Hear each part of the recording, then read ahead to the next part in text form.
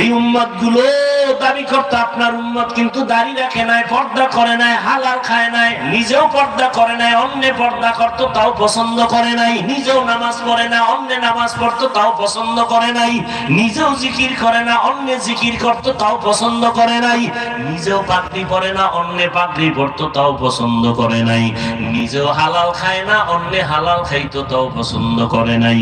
আম্মা জান আয়েশা বলেন, এই শুনে আপনি কি করবেন? নবী বলেন, তখন আমি রাগান্বিত হয়ে যাব, আমি বলবো সোহকান সোহকালিমান গায়রা মিন বাদি, ওরে দূর হইয়া যা নিমো খারাম উম্মত, আমি তোদের নবী না, তোরা আমার উম্মত না। যখন নবী বলিয়া তারায় দিবে, হঠাৎ গাইবে আওয়াজ আসবে, আল্লাহ বলবেন, ও ফেরেশতা এদের জাহান্নামের শিকল লাগাইয়া বাঁধো। ওয়াসিকাল্লাযীনা কাফারু ইলা জাহান্নামা যুমারা, জাহান্নামের শিকল লাগাইয়া বাঁধবেন, আর জাহান্নামের দরজায় না হবে। জাহান্নামের দারওয়ান ফেরেশতারা বলবে, আলাম ইয়াতিকুম রাসূলুম মিনকুম ইয়াতলুনা আলাইকুম আয়াত, তোমাদের সামনে কি কোনো ওলি আবদাল, কোন রাসূল যায় না কোরআনের আয়াত পড়ে বয়ান করে না? কলু বালা, বলবে মানো না কেন? বলে ওয়ালাকিন হাক্কাত কালিমাতুল আযাবি আলাল কাফিরিন।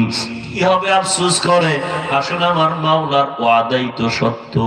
আজকে কুফরি করার কারণে, আল্লাহর হুকুম অমান্য করার কারণে আযাবে গ্রেফতার হয়ে গেল। ও আল্লাহর বান্দারা, বাংলাদেশের ইতিহাসে যেই পরিমাণ গরম এই বছর, এই পরিমাণ গরম আর পেছনে যায় নাই। সূর্যটার গরম তুমি সইতে পারো না, মানুষগুলো পাগলের মতো হয়ে যায়। এই যে কয়েকদিন আগে বন্যা গেল, বিদ্যুতের লাইন বিচ্ছিন্ন হয়ে গেল, কত মানুষ বাড়ি ছাইরা যেখানে বিদ্যুৎ ছিল সেখানে গিয়ে একটু সময় কাটাইছে আত্মীয় স্বজনের কাছে।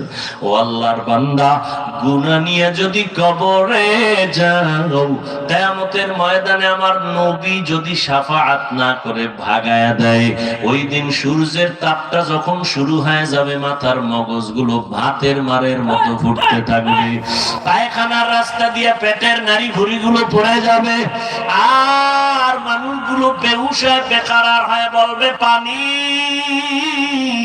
আল্লাহ পাক তখন পানি পুজগুলো জাহান্নামের থেকে আইনা এগুলো বলিত নয়, নারী বুড়িগুলো গরম করে করে এরপরে মানুষের সামনে দিবে। আম্মা জান আয়েশাও কাঁদতেছেন, রহমতের নবীও কান্না করতেছেন জাহান্নামের আযাবের ভয়ে।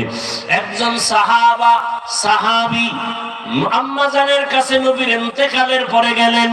কিছুদিন পরে গিয়া কয়, আম্মা জান, আপনি নবীর অত্যন্ত কাছের মানুষ, কাছের বিবি, নবীর জীবনের কোন অলৌকিক ঘটনা জানা আসেনি, শুনাইবেন।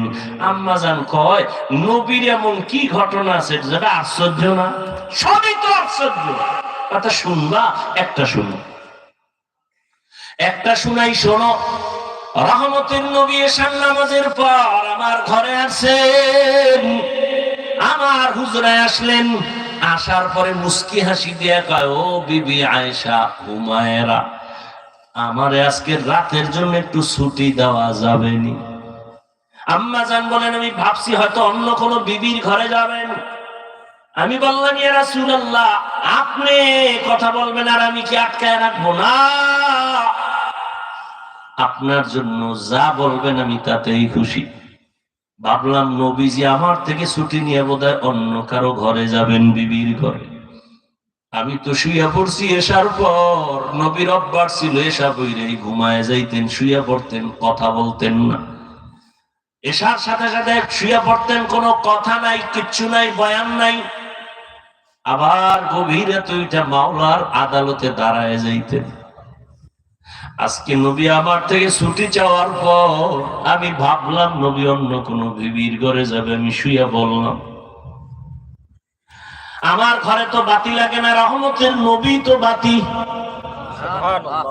আমি চুপচাপ শুয়ে আছি, দেখি আমার নবী বাইরে যায় না কি করে। আমি দেখলাম আমার পার্শ্বে রহমতের নবী নামাজে দাঁড়ায় গেলেন। রহমতের নবী নামাজে দাঁড়ায় তেলাওয়াত শুরু করলেন।